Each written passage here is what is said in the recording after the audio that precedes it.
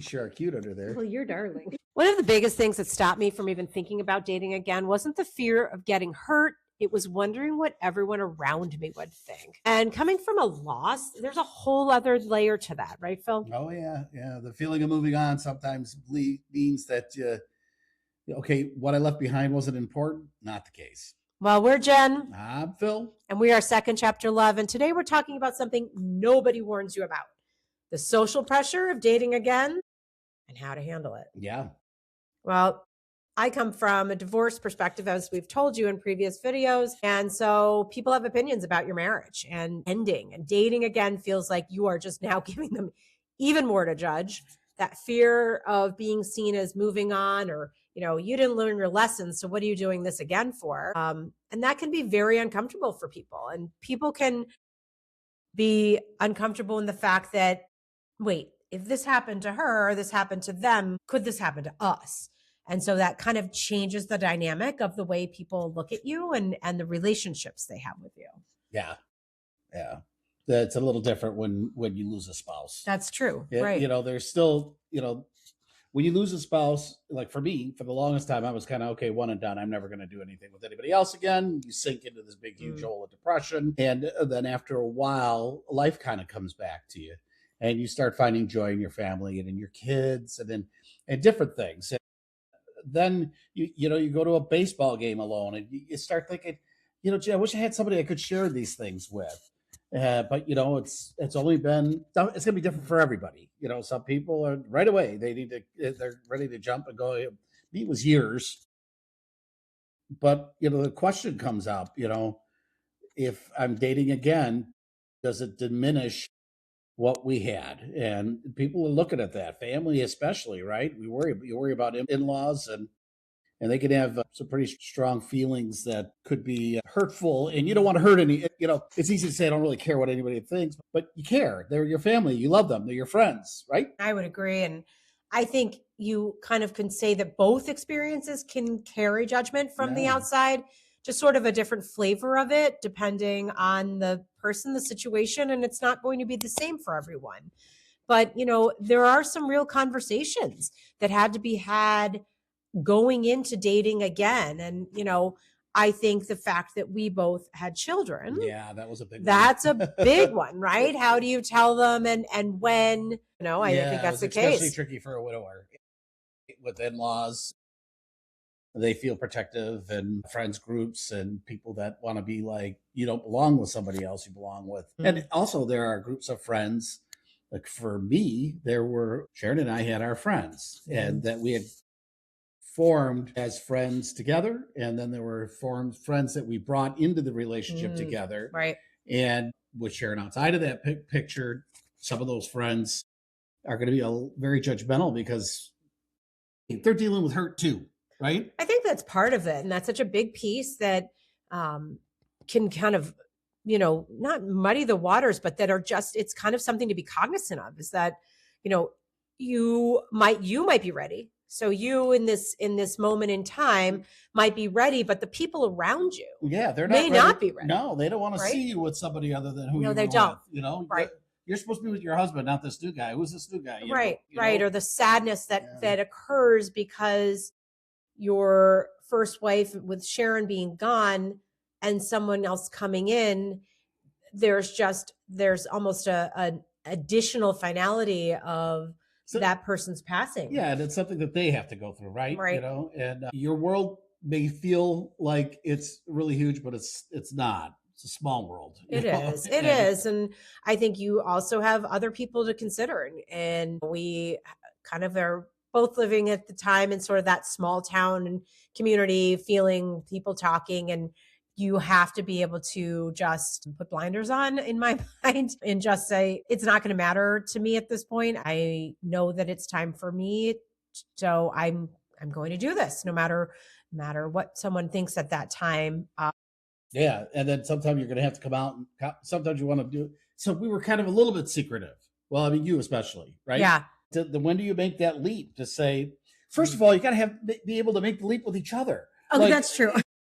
At what point do I say, this is my yeah, you're kind of like my girlfriend, I you know, know? which is such a strange thing, especially in What am I in sixth our grade age again? bracket, but Felt good, it you did know? feel good. And I think I don't know if this is necessarily the case for everyone, but I do think as you are older and dating again, because of your past, regardless of maybe what it looked like, you know yourself better, number one, and you know what you might be looking for, number two, right? So in that, you may know a little bit faster, right? Yeah, yeah. I want to say something. If you don't mind me change something a Jump little right bit. in. Okay.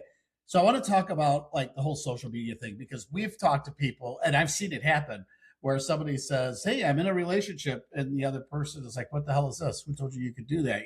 So I was kind of cognizant of that when the time came. It's like, when are we going to want to share this with people? And I remember you and I decided we're going to sit down. We're going to do it at the very exact moment. You remember that? We said, Yes. "Okay, you ready? 3, 2, 1, boom." And it was done. So I mean, social media is a big part of life today, Yeah. right? So look, we're here talking to you through this right now. For us, it took time to weave into each other's lives. Yeah. We've come up against a lot of different things, and we're here to help. We've had some experiences, and I'm sure you have too. If you have anything that's like, wow, this is really weird, let us know. So if we can maybe tell you what happened with us, might help you. Do you think anything surprised you as we both sort of announced our Yeah, relationship? yeah. Like I remember we were at a grocery store and we bumped into a very good friend of my late wife. I introduced you as my girlfriend, and I could see the wind fall out of this person's sails, and I felt so bad for them, and I hurt because they hurt, right? But in the end, life is very brief. We're not here long, and I want to spend time with somebody. We're social animals. That's what we are. And if you, more power to you. If you can spend the rest, your entire life all by yourself, great. That's an incredibly strong tool. I don't have it. I don't possess it. I needed a Jennifer in my life, not just anybody. I needed somebody unique and special. Just to make you crazy every day. Yeah. You can't be wrapped tight. You need somebody to unravel your cord. It's usually helpful. But I think what's interesting too is those feelings that you felt, you're almost 10 steps ahead of the people that you're introducing your partner to. So, you know them well, all of that makes sense to you, but for them, it's just so kind of shocking. And especially if it comes as a surprise, interestingly enough, down the road, those relationships, you might say, oh my gosh, I remember that first moment we met and I'm so glad we're friends now and all of that works out and that's great. And sometimes it doesn't, but I think it certainly can. But kind of learning from us as we've walked into the second chapter and we've really looked at it and want to give ideas to you, I think that was sort of a moment that was important. But you do not owe anyone a timeline. You don't. I mean, in the end, you need to feel comfortable for yourself. And if you have kids, I think that's the piece that initial, that's your family. That's your core, right? Yeah. Came from different places on that. For me, actually, the whole reason we met was because of my youngest daughter. She's the one that grabbed my phone and set me up on a dating website and said, here, Dad, it's time. It's time. You're ready for this. Go do it. And we've told you the story, so I won't go into that again. But for me, we had that. But there was a time when, I actually thought that Jennifer was kind of embarrassed of me because she wasn't telling anybody about me.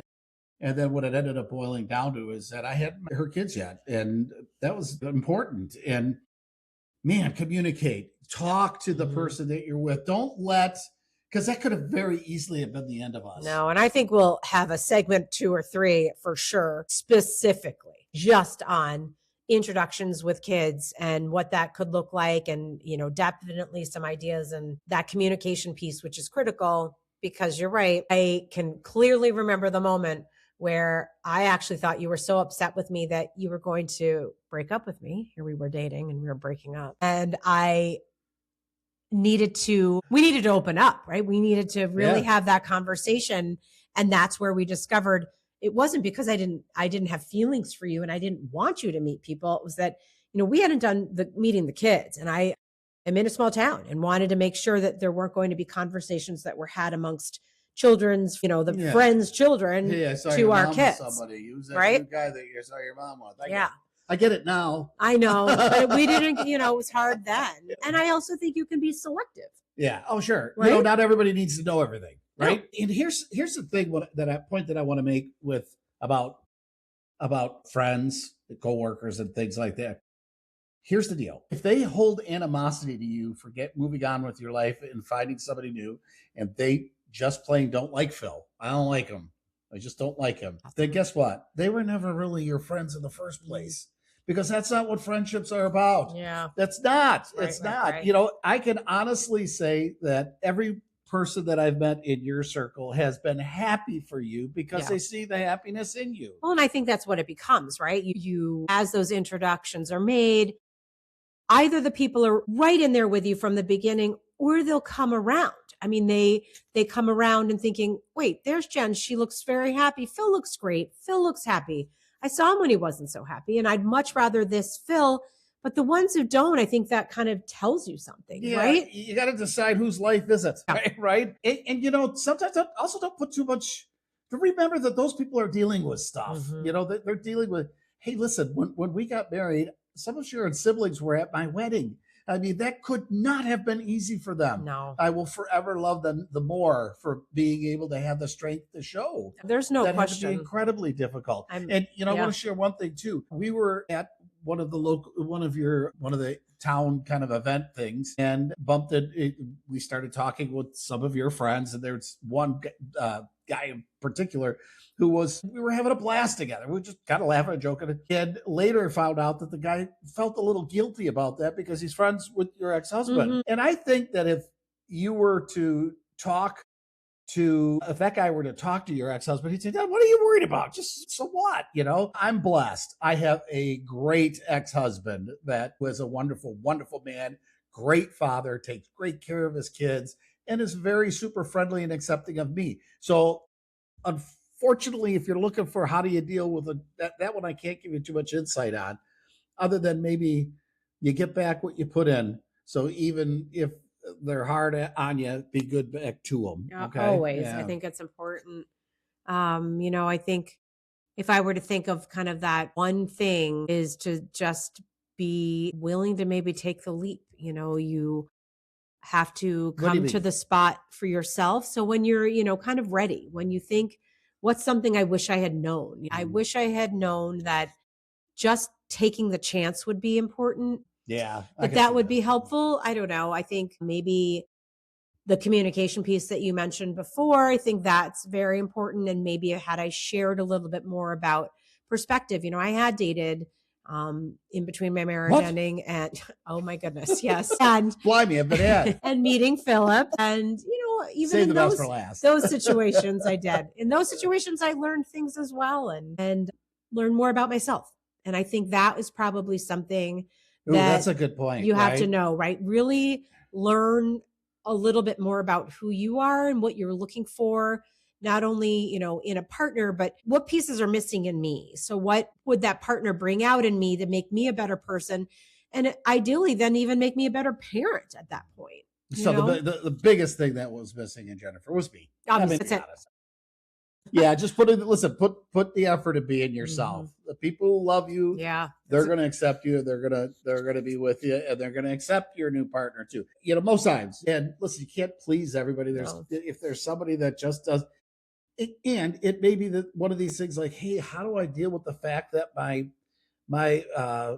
husband's mother hates me? Well, you know what?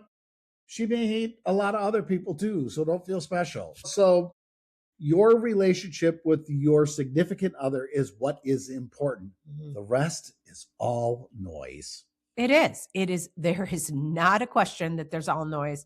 But I do think that noise kind of from the outside starts to get quieter when you get clear on what you want. So if you can be strong in your relationship and the way it's presented to people, and that warmth can kind of bring people in and sort of soften, their concerns. Yeah, I agree. Right?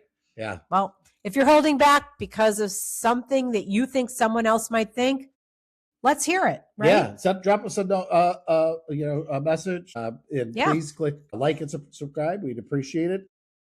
We want to help as many people as we can. We do. And we do. And you deserve a second chapter. So in the comments, who's the hardest person to tell? Who do you think it's going to be?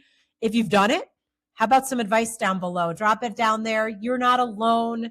So as Phil said, like and subscribe. Yeah. Thank you so much for the time. Yeah. We'll bring you weekly videos all about second chapter love. Have a great day. I insist.